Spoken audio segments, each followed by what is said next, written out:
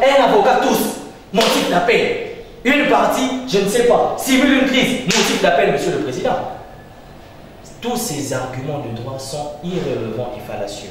L'irrécevabilité, Monsieur le Président, pour argumenter de cette contestation, vous n'allez pas accepter ça, Monsieur le Président.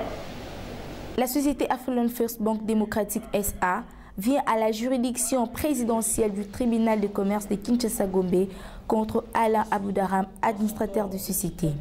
La demanderesse vient solliciter la main levée d'une saisie conservatoire convertie en saisie attribution des créances pratiquée auprès de la société Orange RDC SA et la société Orange Monnaie RDC SA. Le fait remonte au 20 mai 2024. Selon les avocats de la partie demanderesse, le défendeur Alain Aboudaram aurait opéré une saisie conservatoire sur les avoirs de leurs clients logés et auprès de tiers saisis en exécution d'une ordonnance rendue par la juridiction présidentielle du tribunal de commerce de la Gombe et d'un arrêt rendu par la cour d'appel de la Gombe.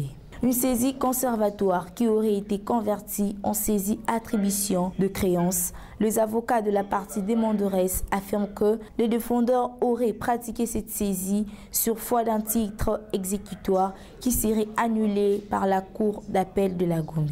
Ils soutiennent que cette saisie serait pratiquée en violation de la loi.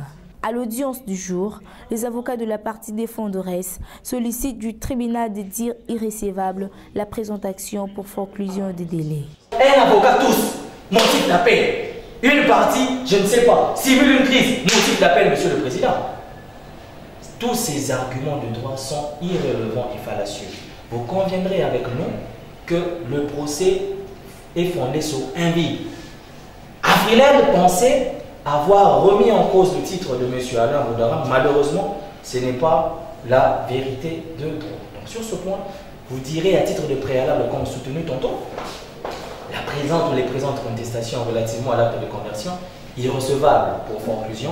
Sinon, par rapport au fond, vous les direz non fondés. S'agissant, à toute évidence, dans l'hypothèse extrême des extrêmes impossibles, vous tiendrez pour déconsidérer le fait que les titres exécuteurs de M. Alain Aboudaram ne seraient pas attaqués. Mais je ne sais pas, par chimie judiciaire, vous considérerez cette décision qui aurait élevé la saisie, vous considérerez également, permettez la tautologie, que cette décision est à son tour frappée d'opposition. Ce qui revient à dire qu'à ce stade, elle ne produit aucun effet. Et à ce stade, nous reconduisons en tout cas ce que nous avions dit tantôt. Vous direz irrecevable à titre de dispositif, irrecevable de présente contestation, pour version de l'article 83. Sinon, vous les direz recevable, mais non fondé. L'opposition, tout comme l'appel, l'exercice de ces voies de recours ont un effet suspensif.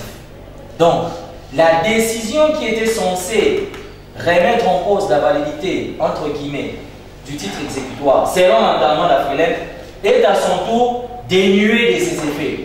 Comme le diraient certains chrétiens, toute attaque forgée contre nous est nulle et donc sans effet. Donc, sur ce point, vous direz, en retenant le dispositif de M. Alain Aboudaram, les présentes contestations, à titre de préalable, irrecevables pour conclusion, en considération de l'article 83 de l'acte uniforme relatif aux procédures simplifiées de recouvrement et d'exécution.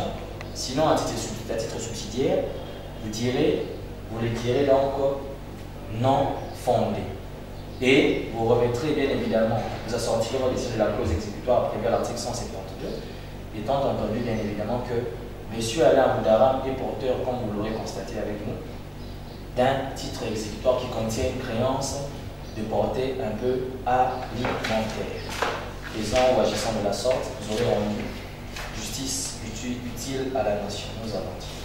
Les avocats de la partie demanderesse, pour leur part, soutiennent que leur contestation aurait été faite dans les délais de la loi. Ils sollicitent du tribunal d'ordonner la main levée de cette saisie opérée d'une manière irrégulière. L'irrécevabilité, Monsieur le Président, pour argumenter de cette contestation, vous n'allez pas accepter ça, Monsieur le Président. On confond la date de la signification de l'exploit pour donner l'information à la partie saisissante que l'audience aura lieu tel jour. Ce n'est pas ce jour-là que votre auguste tribunal, c'est pas ce jour-là plutôt, cette date-là que votre auguste juridiction a été saisie.